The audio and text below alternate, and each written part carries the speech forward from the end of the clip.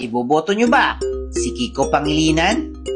Siya ay dating senador ng Pilipinas na kilala sa pagsusulong ng batas para sa kabataan at agrikultura. Siya ang principal author ng Juvenile Justice and Welfare Act na nagbigay proteksyon sa mga batang nasasangkot sa krimen. Siya rin ang nasa likod ng Sagip Saka Act na layuning iangat ang kabuhayan ng mga magsasaka sa pamamagitan ng direktang pagbebenta ng ani sa gobyerno. Noong panahon niya bilang Food Security Secretary, pinunas siya ng ilan dahil sa perceived na kakulangan ng resulta sa agricultural reform. May ilang bumatikos din sa kanya kaugnay sa pagiging parte ng Liberal Party.